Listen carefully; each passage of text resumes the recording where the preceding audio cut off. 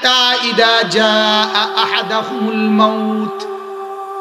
রব্বুল আলামিন বলেন, জিন্দেগি পার করতে করতে যখন মৃত্যুর সময় আসবে, আর মালাকুল মউতকে জাহান্নামী নাফরমান যখন কুৎসিত আকৃতিতে দেখবে, সাথে সাথে একটা চিৎকার করবে আর বলবে, ক্বালা রাব্বিরজিউন,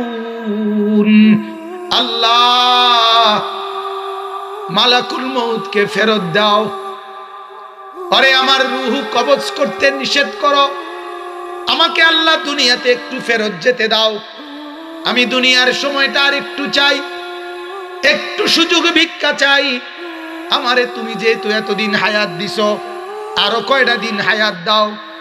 কেন? লাল্লি আমালু সালিহান ফিমা তারাকতু, এতদিন পর্যন্ত যেই নেকি করি নাই, এতদিন পর্যন্ত যেই নেক আমলগুলো করি নাই, আজ এই ফেরেশতার চেহারা দেখে মাওলা বুঝে ফেলেছি সামনের ঘাটি কত মারাত্মক হবে, আমার আযাব কেমন ভীষণ হবে।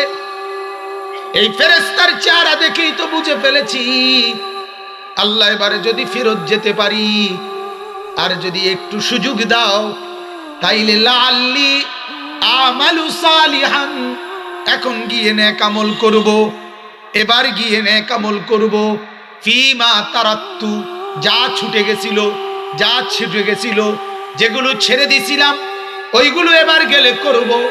আল্লাহ বলেন, কাল্লা কাল্লা, না, কখনোই না, যেতে আর দেওয়া হবে না। মালাকুল মউতকে দেখলে ফেরাউনও ঈমান আনতে চাইছিল।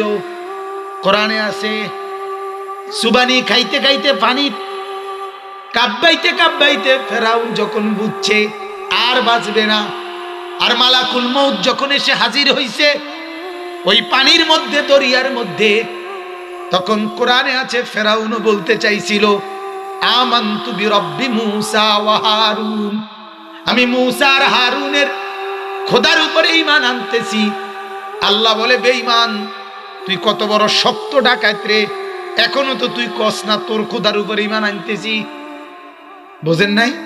ডাকাইতে অনো কয় না, এইতে এখনো কয় কি, মূসা আর হারুনের খোদার উপরে কি আনতে আছে, তুই তোর খোদার উপরে ঈমান আনতেছ, এটা না কইবি।